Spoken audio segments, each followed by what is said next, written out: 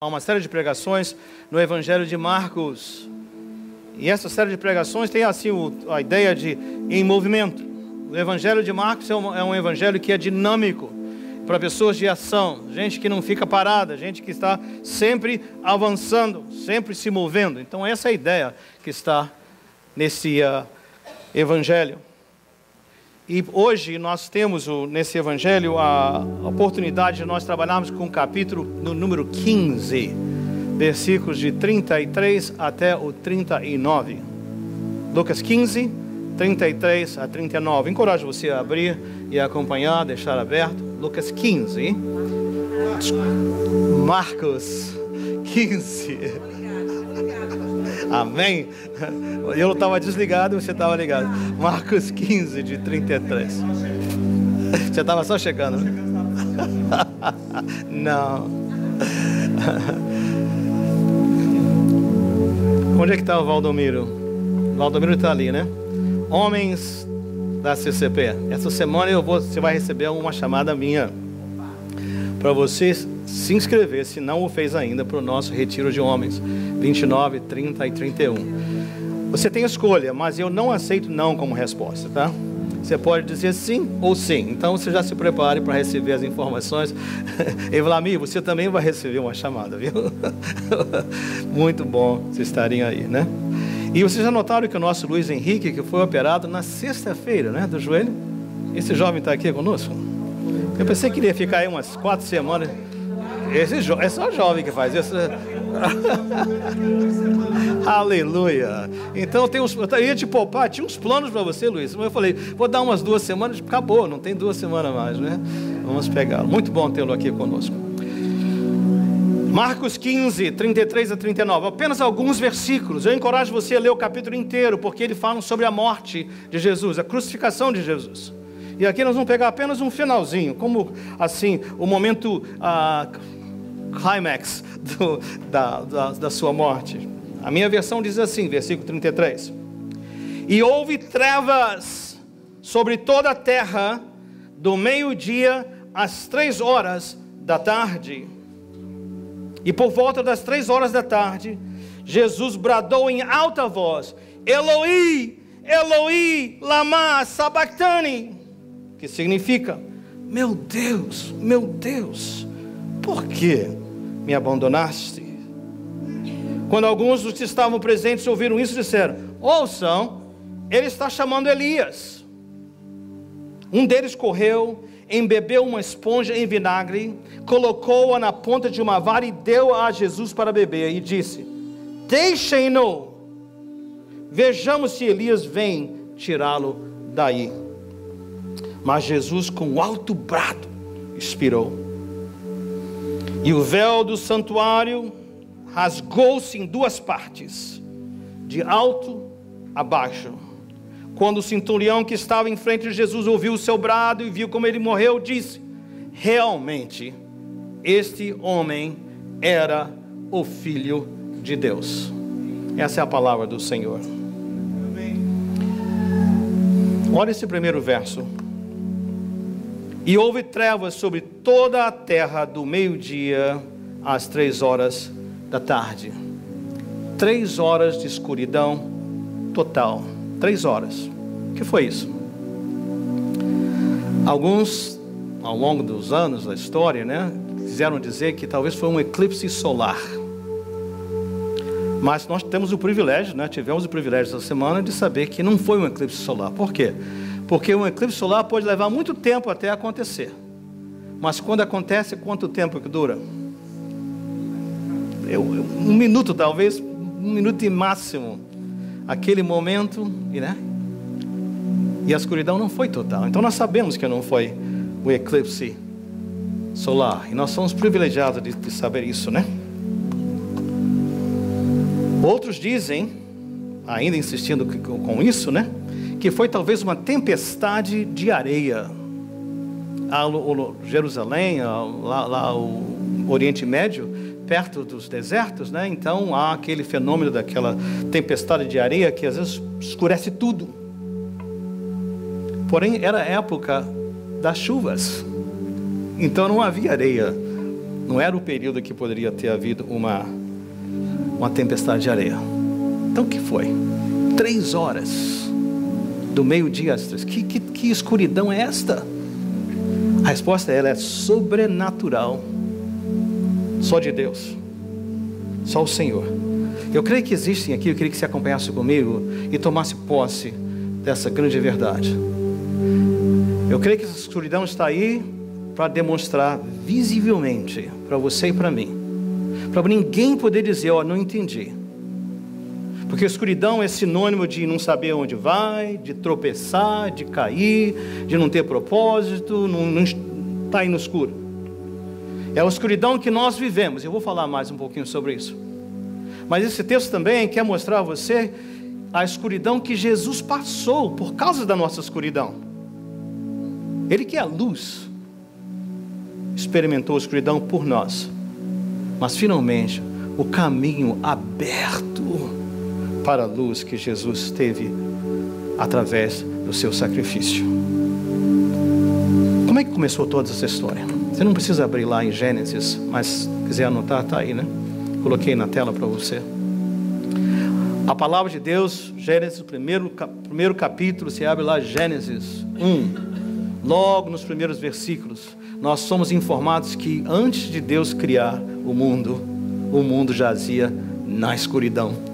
Olha só, no princípio criou Deus os céus e a terra era sem forma e vazia, sem propósito, sem razão.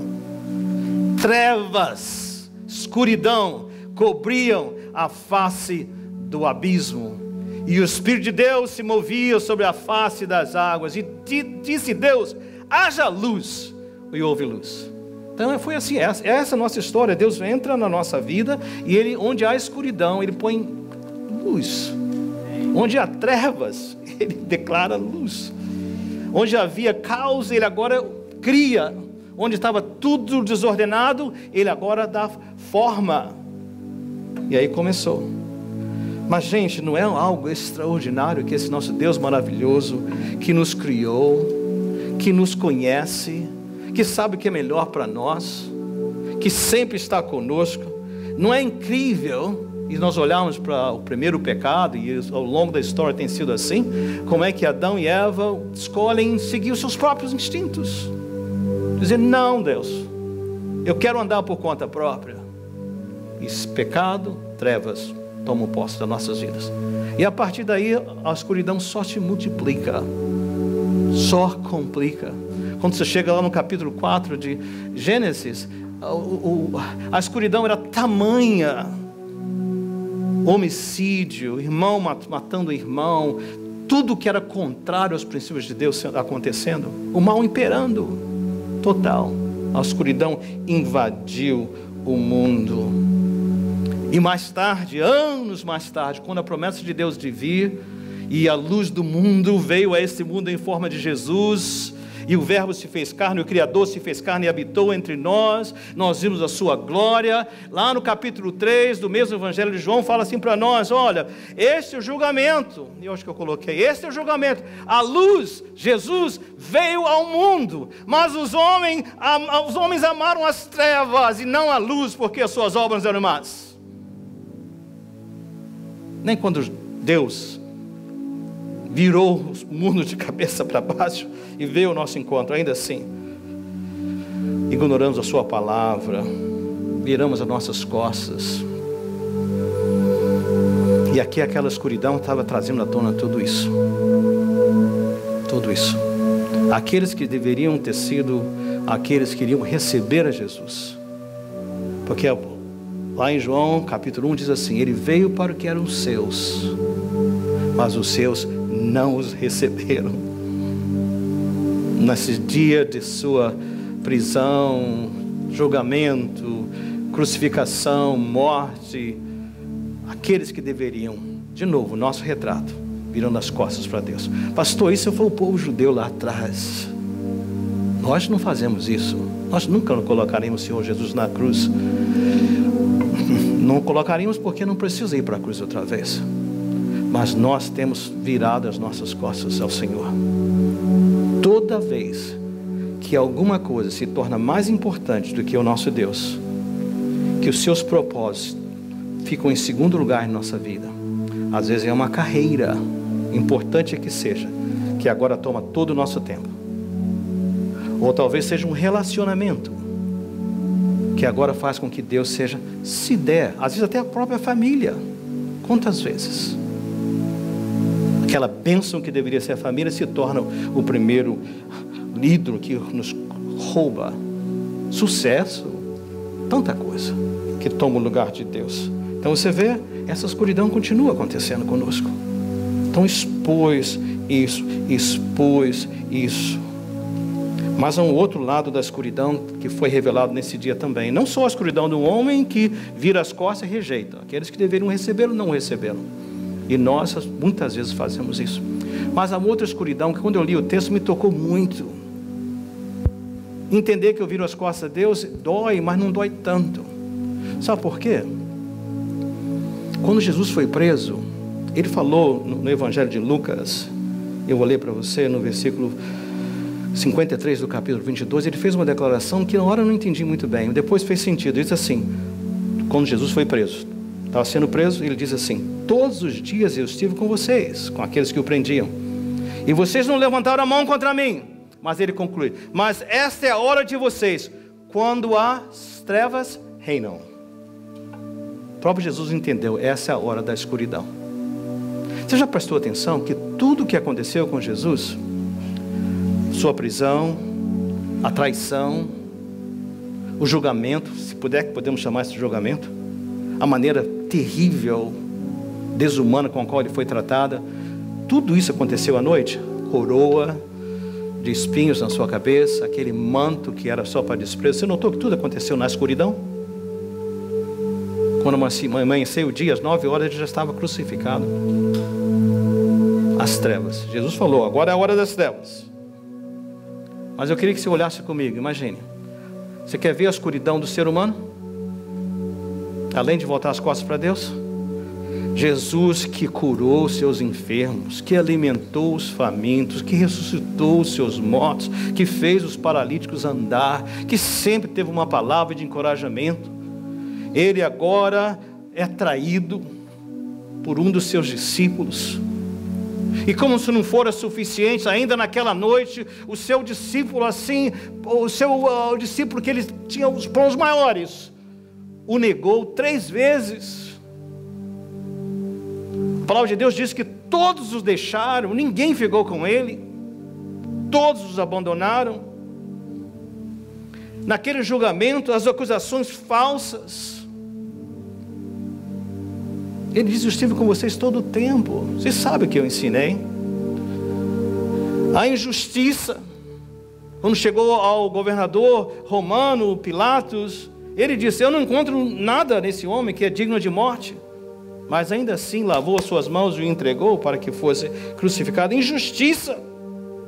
E a tortura, as chicotadas, aquela coroa de espinho forçada sobre eles, e aquele manto, gente, de chacota, as pessoas que batiam nele e diziam: profetiza quem foi, os que cuspiam nele. Você está vendo a escuridão humana vindo à tona? As trevas da humilhação. Até nesse texto, se você prestou atenção, quando diz que as pessoas pegaram uma esponja e deram para ele vinagre para ele beber, não era para aliviar a sua dor, porque logo em seguida eles disseram: vamos dar para ele, para ver se o Elias vem socorrê-lo. Então era sarcasmo, deboche. Essa é a escuridão, essa é a nossa condição. Eu oro para que você nunca venha experimentar essa intensidade, esse nível de maldade humana, escuridão humana. Mas eu tenho absoluta certeza que em algum grau você já experimentou isso. Abandono, traição, falarem mal de você, de fazer isso. E aqui está mostrando para nós, de maneira gráfica e visível, essa é a condição nossa. Costas voltadas para Deus e agindo desse jeito uns com os outros. Captou isso? 3 horas. Como se fosse um Dara Show mostrando: olha, Eu quero que você veja. Se você não sabe como é profunda a sua escuridão, deixa eu mostrar para você. Total, 3 horas, como nunca antes havia acontecido. Mas nós temos mais, porque agora nós vemos não só a escuridão do ser humano, mas vemos essa escuridão agora sendo colocada em Jesus. Por volta das 3 horas, bradou em alta voz: Eloi, Eloi, lama sabachthani, que significa: meu Deus, por que me abandonaste? Gente, eu creio que esse resultado da nossa escuridão, o tratamento que ele já estava recebendo, já era suficiente. Mas Jesus não só suportou aquilo, porque Deus estava fazendo isso, colocando sobre ele aquilo que nós deveríamos arcar. Porque ele falou aqui, esse Eloi, Eloi, meu Deus, é o Salmo 22, versículo 1. Até nessa hora da agonia, ele está usando a palavra de Deus. Palavra de Deus. Porém, é o momento em que nós sabemos que na hora que Deus estava colocando sobre Jesus toda a nossa culpa, todas as nossas costas voltadas, toda a nossa maldade uns com os outros, na hora que Deus colocou sobre Jesus, Deus que é perfeito, completo, ele não poderia ter os seus olhos com Jesus, e ele agora desvia o seu rosto por um momento, transferindo para Jesus toda a nossa culpa. Quando ele gritou, porque naquela hora, por um momento, ele e o Pai estavam separados. Então ele experimentou a sua escuridão, a minha escuridão. E é por isso que ele grita: meu Deus, por que me desamparaste? Essa separação está, Isaías 53 fala assim, que ele foi moído pelas nossas transgressões. Isso aconteceu para acontecer com ele. Então nós vemos que aqui esse texto mostra o nosso estado, mostra como Jesus sofreu por causa, em nosso lugar, por nossa causa. Mas graças a Deus que não termina aí, não termina em derrota, termina em triunfo. Diz assim o texto para nós: mas Jesus com alto brado expirou. Só para a gente enfatizar um pouquinho mais, gente, a crucificação não foi invenção do Império Romano, ela foi invenção do Império Pérsia, mas os romanos adaptaram e aperfeiçoaram essa prática. O indivíduo era colocado no madeiro e ele tinha pregos colocados ou nas suas mãos ou nos seus pulsos e também nos seus pés. E ele ficava ali pendurado. O propósito da crucificação é para a pessoa morrer devagar. Normalmente, a pessoa crucificada levava 3 dias para morrer, por causa dos seus ferimentos, a perda de sangue e tudo isso mais. A dor terrível, mas normalmente levavam 3 dias para isso acontecer, porque vinha fome, desidratação e eventualmente ele cansava. Quando eles quebravam as pernas dos que estavam crucificados, aí apressava, porque sem as pernas quebradas ele não podia fazer esforço com os pulmões para poder respirar, e morria sufocado, asfixiado. Então Jesus estava ali, mas naquela hora que ele está ali, você nota que, só para provar o ponto, que ele não ia ficar 3 dias ali, né? Lembra que quando os soldados chegam para quebrar as pernas, ele já havia falecido? Porque ele foi ali de propósito de Deus, por amor a você, escolha própria. Ele disse: ninguém tira a minha vida, eu a dou. Ele deu a vida dele. E ali Jesus crucificado, a palavra de Deus diz que Deus tomou aquele que não conheceu o pecado e o fez pecado por nós, para que nós pudéssemos experimentar a justiça de Deus. E naquela hora que ele estava ali, e o véu do santuário rasgou-se em 2 partes, de alto a baixo. É importante nós voltarmos a esse ponto, muito importante nós voltarmos aqui, né? Fala assim, e o véu do santuário. Aliás, o santuário, o templo, ele tinha 2 véus. Mas quando nós chamamos de véu, o que a gente pensa? Aquele paninho leve, transparente? Não era nada disso. Eram quase como paredes. Eram tapetes, literalmente. Serviam como porta e parede de divisão. Eram tapetes pendurados do teto para baixo, grossos. Haviam 2. O templo tinha 3 partes. havia assim a corte, onde todas as pessoas podiam ir, homens, né, podiam ir, havia um pátio das mulheres, mas ali onde os homens podiam vir para adorar. Depois havia uma outra parte, que era o lugar o lugar santo, onde os sacerdotes entravam para fazer os seus sacrifícios. E havia um outro lugar, mais a fundo, chamado o Santíssimo Lugar, Santo dos Santos. A gente canta às vezes isso, né? Santo dos Santos. Então havia uma cortina separando o pátio do lugar dos sacerdotes. E havia essa outra tapete, cortina pesado, separando o lugar dos sacerdotes para o Santo dos Santos. E no Santo dos Santos, uma vez por ano, dentre o melhor povo do mundo, de acordo com a palavra de Deus, o povo de Israel, o melhor homem do povo de Israel, o sumo sacerdote, ele entrava uma vez ao ano. Nós chamamos de Yom Kippur, dia da expiação.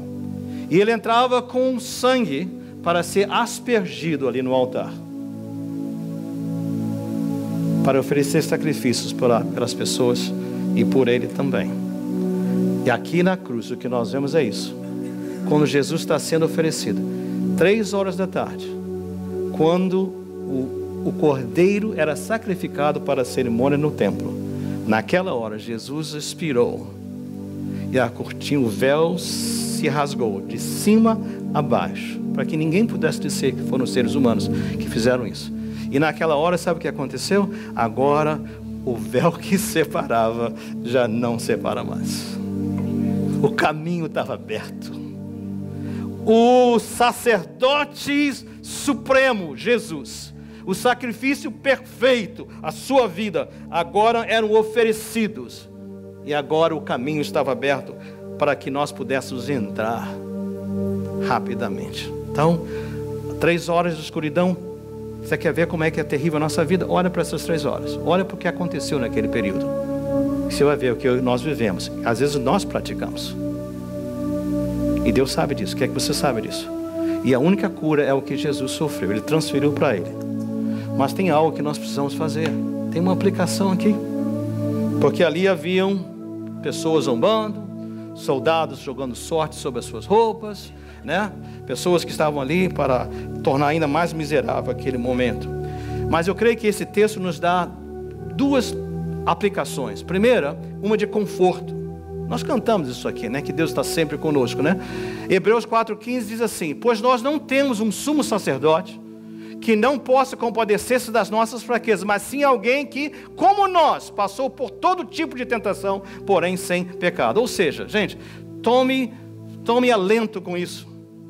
Quando você pensar, gente, eu estou tão sozinho, não tenho para onde ir, ninguém me entende, meu sofrimento é demais, a rejeição, o maltrato, a situação, o que seja, lembre-se, há alguém, você viu, que passou tudo isso e é por você, e está com você. Toma posse disso aí. Ele experimentou isso. Mas eu creio que há algo ainda mais importante, uma aplicação ainda mais importante. Toma posse. Quando você gritar por ajuda, Ele conhece você. Não há nenhuma dor que Ele não conheça. Ele conhece. Mas há algo muito melhor ainda. Versículo 39 diz assim: quando o centurião que estava em frente de Jesus ouviu o seu brado e viu como ele morreu, disse: realmente este homem era o Filho de Deus. Por que esse texto está aqui? Por que esse verso está aqui? O centurião, como a palavra já indica, né, era um comandante de 100 soldados. Um pequeno grupo de soldados, 100 soldados. Mas os centuriões eram pessoas, sabe, testadas, já haviam experimentados na guerra. Esse homem está ali, ele é alguém que já viu morte. Eu não sei quando foi a última vez que você viu alguém falecer, né? Não importa, mesmo que a gente esteja esperando que seja, é muito duro, muito difícil. Lembra às vezes de estar numa sala de hospital e sabendo que vai estar prestes a acontecer, os médicos já avisaram com alguém, então quando você vê a máquina, os números abaixando, a gente dá uma angústia na alma tremenda, até quando para tudo. Mas aquele centurião era pior, porque ele viu muita gente morrer. Pior, ele matou muita gente, brutalmente, então ele era calejado de morte. Mas naquela hora, ele ficou tocado com a morte de Jesus. Algo Agora preste atenção. Centurião, romano, não conhecia nada das Escrituras, bruto, já experimentado com as piores coisas da vida. Naquela hora, ele exclama: realmente, este homem era o Filho de Deus. Olha os seus olhos se abrindo. Se você olhar no Marcos capítulo 1, versículo 1, fala assim: este é o princípio da história das boas novas a respeito de Jesus, o Filho de Deus. Esse homem foi o único no livro de Marcos inteirinho que chamou Jesus de o Filho de Deus. Não dá para debater se ele se converteu ou não, mas o que eu entendo é o seguinte: é que ele viu, sentiu, apesar que ele estava longe do templo, a porta se abriu e ele disse: eu sei quem é. Ele teve uma escolha, e você também tem uma escolha. Ali junto dele estavam soldados que estavam debochando. Ali diante dele estavam pessoas que estavam ali, jogando sorte sobre as suas roupas. Quem vai ficar com o quê? Uma pessoa disse: esse é realmente o Filho de Deus. Eu creio assim. Deus está dizendo para você: olha, a porta está aberta, o caminho está aberto. Você não precisa mais de sacrifício, não precisa mais de lei, porque Jesus é o sacrifício perfeito. Ele já fez tudo por você. Você vai entrar? Ou você vai ficar lá fora escarneando, gozando, debochando, ou pior ainda, andando a sua vida de acordo com o seu jeito e não o jeito de Deus? Qual será? Qual será a escolha? Hoje você tem a oportunidade de ser isso. Obrigado, Deus, pelo Filho que abriu o caminho para mim. Vamos orar?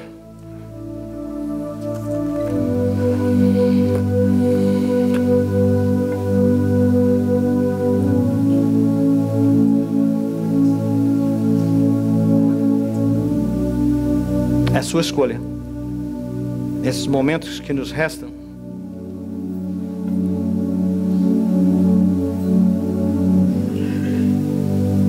agora você já viu a sua escuridão, você já viu a escuridão sendo transferida para Jesus e o caminho do céu aberto para você.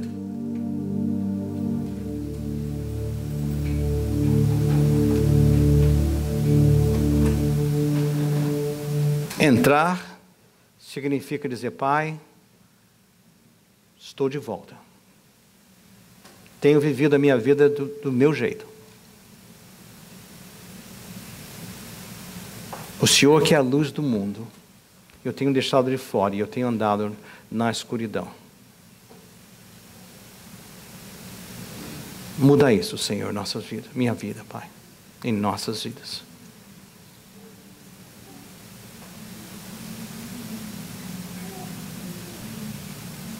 Faz isso, Senhor, em nome de Jesus.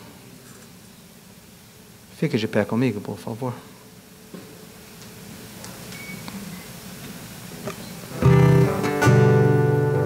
Enquanto nós cantamos, eu queria que você refletisse.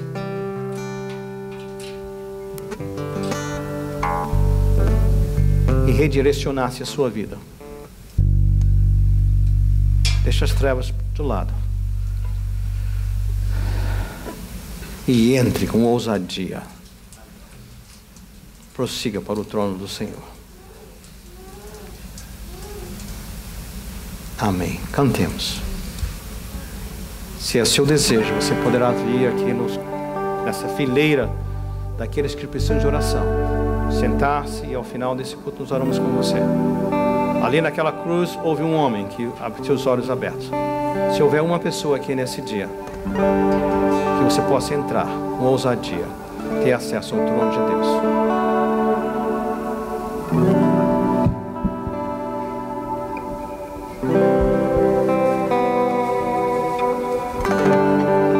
Abriu mão da sua glória.